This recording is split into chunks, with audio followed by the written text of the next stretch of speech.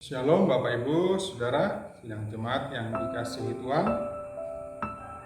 Puji Tuhan, kita berjumpa dalam ibadah keluarga pada hari ini. Atas kemurahan Tuhan, kita dikaruniakan kekuatan dan kesehatan. Bapak Ibu, Saudara, hari ini kita akan belajar tentang ibadah yang sejati. Masih banyak orang Kristen yang menganggap ibadah itu hanya ketika ada di gereja. Mereka sudah merasa cukup ketika sudah beribadah dengan memuji Tuhan, memberi persembahan, berdoa, melakukan ritual liturgis ataupun pelayanan. Tetapi itu sebenarnya bagian dari ibadah. Ibadah yang sejati, ibadah yang sesungguhnya adalah keberadaan hidup kita sehari-hari. Malam hari ini dalam ibadah keluarga kita akan pelajari dari Yakobus 1 ayat 26 dan 27. Saya bacakan buat kita semua. Jikalau ada seorang menganggap dirinya beribadah, tetapi tidak mengekang lidahnya, ia menipu dirinya sendiri, maka sia-sialah ibadahnya. Ibadah yang murni dan yang tak bercacat di hadapan Allah Bapa kita ialah mengunjungi yatim piatu dan janda-janda dalam kesusahan mereka dan menjaga supaya dirinya sendiri tidak dicemarkan oleh dunia. Yakobus menuliskan dan menasehati kepada jemaat orang-orang Kristen tentang ibadah yang sesungguhnya atau ibadah yang sejati. Yakobus menuliskan ada 3 ciri ibadah yang sejati. Ciri yang pertama, ibadah yang sejati adalah ibadah yang menjaga lidah atau mengekang lidah. Sebab jika tidak mengekang lidah, sia-sialah ibadah kita. Mengapa Yakobus mengatakan ibadah yang sejati berkaitan dengan menjaga lidah? Karena lidah itu merupakan muara dari hati. Yesus mengatakan, apa yang keluar dari hati? Apa yang keluar dari mulut meluap dari hati. Sebab di dalam hati ada kecemaran, ada iri hati, ada pikiran jahat, ada pembunuhan, ada kebencian, dan sebagainya. Oleh karena itu, wujud dari ucapan yang kita keluarkan itu adalah ekspresi dari keadaan hati kita yang ada. Lebih lanjut, Yakobus berkata, tidak mungkin sumber air memancarkan 2 jenis air. Ada yang tawar, ada yang asin. Artinya, hati itu mencerminkan keberadaan manusia sesungguhnya. Hati yang tulus dan kudus, maka lidahnya atau perkataan yang keluar dari mulutnya adalah perkataan yang kudus, perkataan yang sesuai dengan firman Tuhan atau perkataan yang benar. Yesus pun mengatakan di dalam Matius pasal 15 ayat 7 dan 8 tentang hubungan ibadah dengan mulut. Mari kita lihat. Hai orang-orang munafik, benarlah nubuat Yesaya tentang kamu. Bangsa ini memuliakan aku dengan bibirnya, padahal hatinya jauh daripadaku. Percuma mereka beribadah kepadaku, sedangkan ajaran yang mereka ajarkan ialah perintah manusia. Yesus mengatakan bahwa bangsa Israel, bangsa yang suka memuliakan Allah, tetapi hatinya menjauh. Artinya ada kaitan antara hati dengan ucapan yang memuliakan Allah. Hatinya bisa jadi hati yang tidak taat kepada Allah, tapi mulutnya bisa menyanyi, aku mengasihi Allah, aku mentaati Allah, aku cinta Dia, dan sebagainya. Antara hati dan mulut tidak mungkin berbeda. Harus sama itu sebagai wujud ibadah yang sejati, yaitu menjaga lidah. Karena apa yang keluar dari mulut atau yang kita ucapkan merupakan ungkapan dari hati kita. Hati kita bisa saja seperti di dalam Matius pasal 15, menjauh dari Allah, tetapi ucapan bibir kita memuliakan namanya. Apakah ini ibadah yang sejati? Tidak. Oleh karena itu Bapak Ibu yang dikasihi Tuhan, hidup ini jika ingin di hadapan Tuhan dinilai sebagai ibadah yang sejati, maka harus menjaga lidah atau mengekang lidah kita. Mengekang lidah kita merupakan perkara yang sulit. Kita perlu sebenarnya perjuangan bagaimana mulut kita hanya keluar satu sumber saja, yaitu sumber kebenaran. Kita memuliakan Allah karena memang dari hati yang mengasihi Tuhan. Yang kedua, di dalam Yakobus pasal 1, Yakobus mengatakan ibadah yang murni adalah mengunjungi janda-janda, yatim piatu dalam kesusahan mereka. Ibadah yang sejati adalah sebagai bentuk pelayanan kasih atau compassionate ministry. Pelayanan belas kasihan di hadapan Allah itu merupakan korban yang berkenan dan berbau harum, menyukakan hati Tuhan. Tuhan senang ketika setiap orang percaya, murid-muridnya juga mengasihi sesamanya. Bukankah ini hukum kasih yang Yesus sampaikan?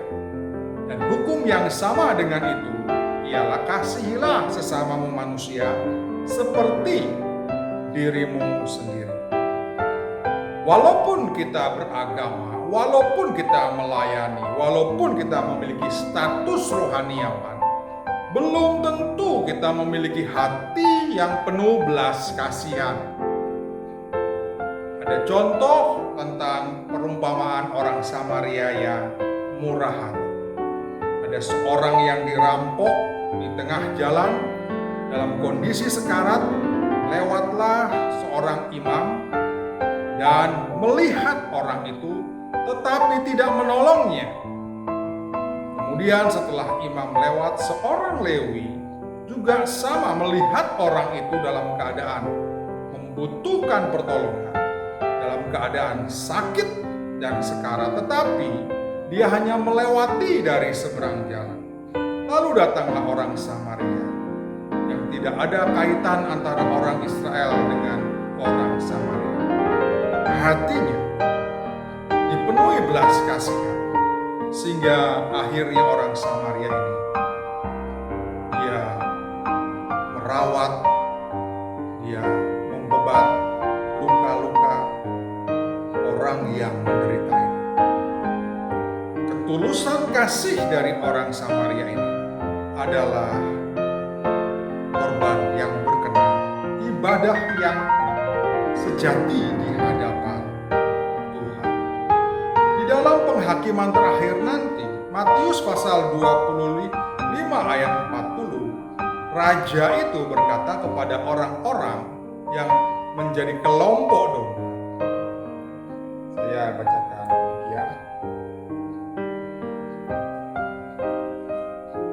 Dan raja itu akan menjawab mereka, "Aku berkata kepadamu, sesungguhnya segala sesuatu yang kamu lakukan untuk salah seorang dari saudaraku yang paling hina ini, kamu telah melakukannya untuk aku." Luar biasa bagaimana Tuhan menghargai segala bentuk pelayanan belas kasihan, sehingga orang-orang ini dipuji oleh Tuhan Yesus. Apapun yang kamu lakukan untuk saudaraku yang paling hina, kamu telah melakukannya untuk aku. Yesus sangat peduli dengan orang yang berkesusahan, dengan orang yang miskin dan menderita. Ketika kita peduli kepada mereka, sesungguhnya kita sedang melakukannya untuk Tuhan Yesus itu sendiri. Dan ini adalah pelayanan belas kasihan sebagai ibadah yang sejati. Ketika kita murah hati, sesungguhnya kita berbuat baik kepada diri kita sendiri. Karena suatu saat kelak, ketika kita susah, kita pun akan beroleh kemurahan dan kemudahan serta pertolongan dari yang lain. Karena hukum tabur tuai, apa yang kita tabur, kita akan menuainya. Oleh karena itu firman Tuhan katakan, janganlah jemu-jemu, janganlah bosan-bosan berbuat baik, sebab apabila datang waktunya, maka kita akan menuai. Saudaraku yang dikasihi Tuhan, inilah ibadah yang sejati. Teruslah berbuat baik, teruslah memiliki empati dan belas kasihan, karena ini juga adalah sifat Yesus. Jangan sampai kita seperti imam dan orang Lewi yang sekalipun beragama, sekalipun tahu kebenaran, tetapi tidak memiliki hati yang berbelas kasih. Yang ketiga dari ciri ibadah yang sejati adalah yang hidupnya tidak dicemarkan oleh dunia, supaya dirinya sendiri tidak dicemarkan oleh dunia. Ibadah yang sejati adalah ibadah, yaitu hidup yang kudus, hidup yang tidak dicemarkan oleh dunia, hidup yang tidak serupa dengan dunia, hidup yang memenuhi panggilan Tuhan. Kuduslah kamu, sebab aku Tuhan Allahmu adalah kudus. Mari kita lihat di dalam 1 Petrus 1 ayat yang ke-15 dan ke-16. Mulai ayat 14. Hiduplah sebagai anak-anak yang taat, dan jangan turuti hawa nafsu yang menguasai kamu pada waktu kebodohanmu. Tetapi hendaklah kamu menjadi kudus di dalam seluruh hidupmu, sama seperti Dia yang kudus yang telah memanggil kamu. Sebab ada tertulis, kuduslah kamu, sebab aku kudus. Hidup kudus, banyak orang Kristen menyangsikan dan meragukan. Mereka beranggapan hidup kudus itu nanti. Hidup kudus itu adalah penyempurna kuasa Allah yang terjadi dalam diri kita. Sebenarnya di dalam 1 Petrus 1 itu adalah perintah Allah kepada manusia.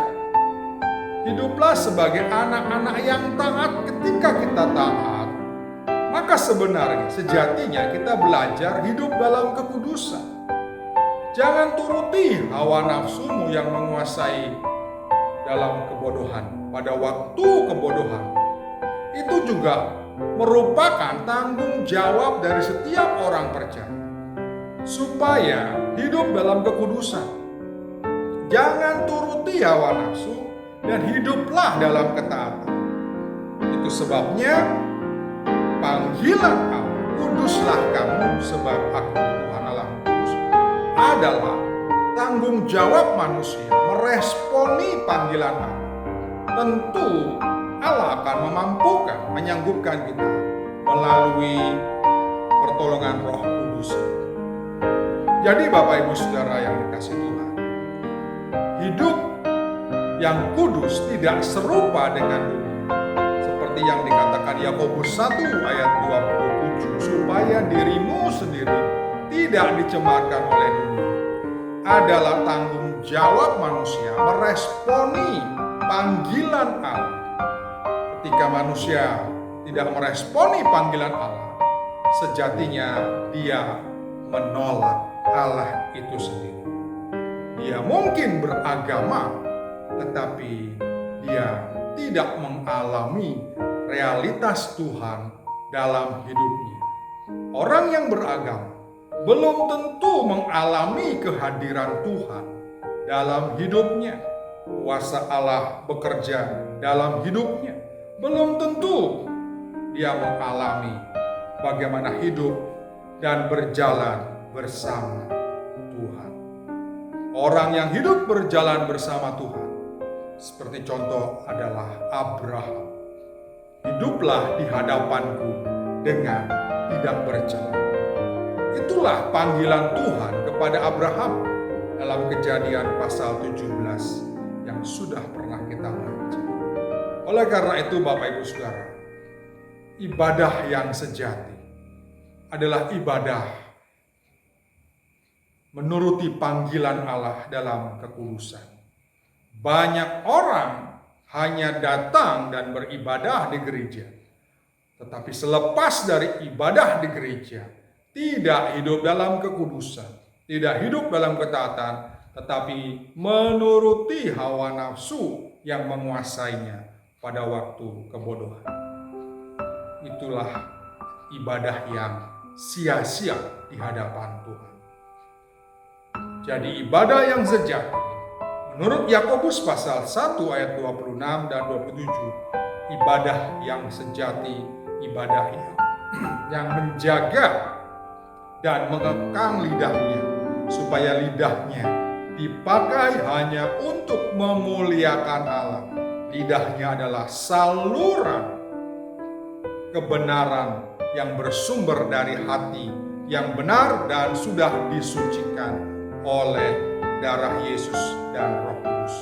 Ibadah yang sejati adalah ibadah yang penuh belas kasihan, berempati terhadap orang-orang yang susah, yang menderita, karena apa yang kita lakukan terhadap mereka, orang-orang yang miskin, yang susah dan menderita, kita lakukan itu seperti kepada Tuhan Yesus. Dan ibadah yang sejati adalah ibadah meresponi panggilan untuk hidup dalam kekudusan. Karena tanpa kekudusan kita tidak mungkin melihat Allah dan tidak mungkin berkenan kepada Allah. Orang yang menolak panggilan hidup dalam kudus sebenarnya dia sudah menolak Allah. Hidup kudus bisa dilakukan karena dia hidup dalam ketaatan dan tidak mau menuruti hawa nafsu pada waktu kebodohan. Inilah ibadah yang sejati. Selamat menikmati berkat Tuhan. Biarlah hari-hari ke depan kita adalah hari-hari di mana Tuhan menerima ibadah kita sebagai ibadah yang berkenan di hadapan Tuhan. Tuhan Yesus